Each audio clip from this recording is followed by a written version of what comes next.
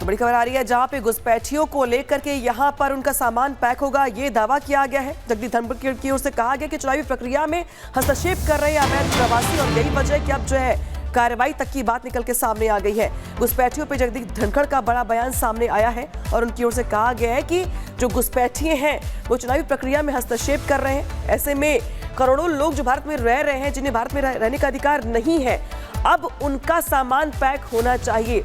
अप्रवासी भारतीय प्रक्रिया में हस्तक्षेप कर रहे हैं। ऐसे में अब बारी है कि कब उनका सामान यहां से डिपोर्ट किया जाए, कब उन्हें यहां से डिपोर्ट किया जाए। चुनावी प्रक्रिया जो है सुरक्षित करने के लिए ये जो बड़ा बयान है जगदीप धनखड़ की ओर से वो दिया गया है और ये कहा गया है कि जो अप्रवासी भारतीय यहाँ पर रह रहे हैं, खासतौर पर बांग्लादेशी, जिनको लेके पहले से भी दिल्ली पुलिस की ओर से, दिल्ली सरकार की ओर से अलग अलग राज्यों में अभियान चलाया जा रहा है। अब उपराष्ट्रपति की ओर से बड़ा बयान दिया गया है और कहा गया और सवाल पूछा गया है कि आखिर कब तक भारत से अवैध प्रवासियों को डिपोर्ट किया जाएगा, कब तक देश के लिए खतरा बने रहेंगे, क्योंकि उनका यह भी दावा है कि दरअसल ये जो अप्रवासी भारतीय हैं ये चुनावी प्रक्रिया में हस्तक्षेप करते हैं, जिनके चलते जो चुनावी प्रक्रिया होती है वो प्रभावित होती है और अब इनको यहां से डिपोर्ट किया जाए।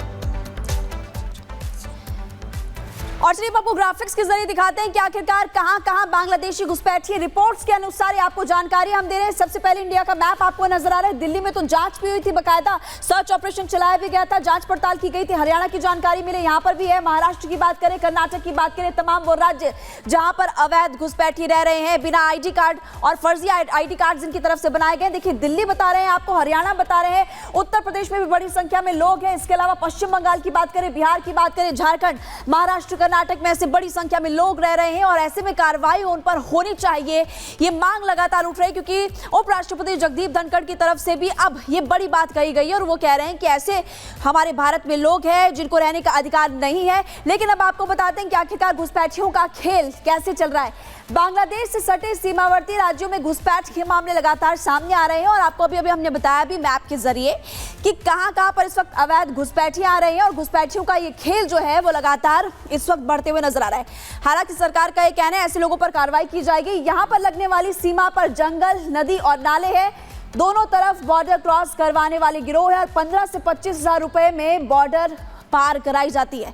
आप देखिए 15 से 25 हजार रुपए लिए जाते हैं और बॉर्डर पार कराया जाता है। इन्हें पार करना देखिए बस से, ट्रेन से, अन्य और प्लानिंग यहाँ पर की जाती है। पहले से रह रहे घुसपैठी अन्य की भी मदद करते हैं और नौकरी, काम धंधे के लिए फर्जी कागजात भी बनाए जाते हैं, फर्जी आई कार्ड्स बनाए जाते हैं। ऐसे जब दिल्ली में जांच पड़ताल की गई थी तो बहुत सारे लोग मिले थे जिनके पास पैसा देकर फर्जी कागजात, फर्जी दस्तावेज उनकी तरफ से बनाए गए थे। बड़ी साजिश फिलहाल रची जा रही है, लेकिन आपको हमने ग्राफिक्स के जरिए बताया कि आखिरकार कैसे अलग अलग राज्यों में इस तरह के लोग हैं। इसी से जुड़ी हुई आपको एक रिपोर्ट दिखाते हैं।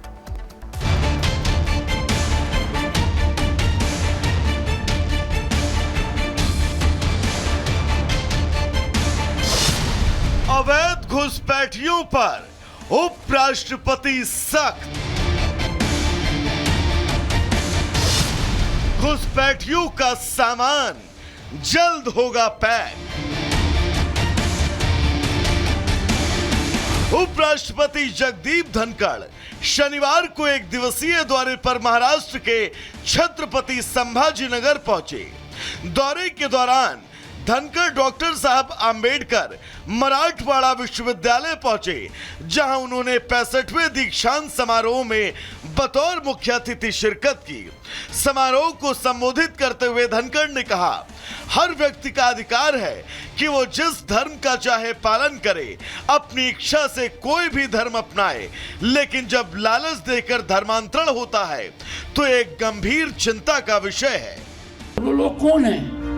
हमारे उन लोगों को भ्रमित कर, लालच दिखाकर, लोभ देकर उनको ठक्कर मार ले गए। कुछ देशों ने पाया गलत है, वापस भेज दिया। परंपरा दशकों से चल रही है। आगे उन्होंने कहा, भारत अवैध अप्रवासियों को अब कतई बर्दाश्त नहीं कर सकता और उन लोगों को देश में रहने का अधिकार नहीं है। हमारे भारत करोड़ों की संख्या में ऐसे लोग रह रहे हैं जिनको यहाँ रहने का अधिकार नहीं है और वो रह नहीं रहे हैं। वो किसी न किसी रूप में अपनी आजीविका का सर्जन कर रहे हैं। They are making their livelihood here. They're making demand on our resources, on our education, health sector, housing sector. और अब तो बात आगे बढ़ गई है. They are intervening in our electoral process. ये कोई पहला मौका नहीं था जब जगदीप धनखड़ ने इन मसलों पर अपनी प्रतिक्रिया दी हो. इससे पहले भी धनखड़ इन मामलों पर अपनी राय खुलकर रख चुके हैं. Bureau report, Republic Bharat. तो अवैध घुसपैठिए चिंता का विषय बने हुए हैं और यही वजह है कि चाहे जगदीप धनखड़ हो या बाकी अन्य लोग सभी इस मुद्दे को लेकर चिंता जाहिर कर चुके हैं. दरअसल राष्ट्रीय सुरक्षा के लिए खतरा है घुसपैठिए और यही वजह है कि इसको लेकर के यहाँ पर बड़े बड़े जो ऐलान है वो किए जा रहे हैं, चिंता जाहिर की जा रही है. लेकिन सवाल यहाँ पर यह है कि आखिर कब एक्शन लिया जाएगा, आखिर कब घुसपैठियों के खिलाफ यहाँ पर एक्शन लिया जाएगा. 2021 से आरपीएफ की कार्रवाई यहाँ पे शुरू हुई और यहाँ पे कार्रवाई की गई. बांग्लादेशी पकड़े भी गए, रोहिंग्या पकड़े गए. इसके अलावा 19 जनवरी 2025 को यहाँ पर आंकड़े जारी किए गए और साथ ही साथ ये बताया गया कि आखिर कैसे ये देश की सुरक्षा के लिए खतरा है. क्योंकि चाहे नदी हो, चाहे नाले हो, चाहे वो बॉर्डर्स हो, चाहे वो ट्रेन हो, बसें हो, चाहे जैसे भी उन्हें मौका मिले, कोशिश उनकी ये होती है कि भारत में प्रवेश ले लें और गलत सही पैसे दे करके, नाजायज पैसे दे करके वो कागज बनवाते हैं, आधार कार्ड बनवाते हैं. और अब तक अगर बात की जाए जो जिस तरीके से रेलवे का एक्शन लिया गया इस पूरे मामले को लेकर के, 586 बांग्लादेशी पकड़े गए हैं, 318 यहाँ पे जो रोहिंग्या है वो पकड़े जा चुके हैं. यानी कि ट्रेन हो, चाहे दिल्ली पुलिस के अलग अलग तरीके हो, यहाँ पर एक्शन लेने के प्रयास उनकी ओर से ये किया गया है कि दरअसल जो अलग अलग कॉलोनियों में बसे हुए लोग हैं, अवैध घुसपैठिए, उनको न सिर्फ पकड़ा जाए बल्कि पकड़ने के साथ ही उन्हें यहां से डिपोर्ट भी किया जाए. दिल्ली चुनाव के पहले इसको ज्यादा धार दी गई थी, ज्यादा इसे अभियान के तौर पे चलाया गया था. हालांकि चुनाव के बाद जो उपराष्ट्रपति हैं जगदीप धनखड़, वो यहां पर जो है चिंता जाहिर कर रहे हैं और कह रहे हैं कि दरअसल जो चुनावी प्रक्रिया है वो भी इससे चलते जो प्रभावित होती है.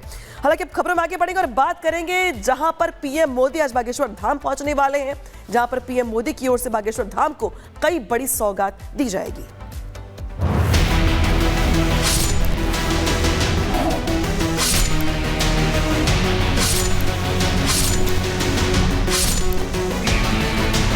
अब अस्पताल में मंदिर नहीं, मंदिर में अस्पताल होगा.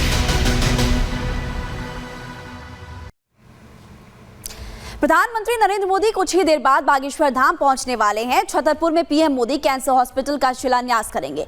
पीएम मोदी के दौरे को लेकर पूरी तैयारी कर ली गई है, सुरक्षा व्यवस्था सख्त है. बागेश्वर धाम के मुताबिक पीएम मोदी आज जिस हॉस्पिटल का उद्घाटन करने वाले, शिलान्यास करने वाले हैं, वो अगले 2 से 3 साल में बनकर तैयार हो जाएगा. गरीब लोगों की मदद की जाएगी.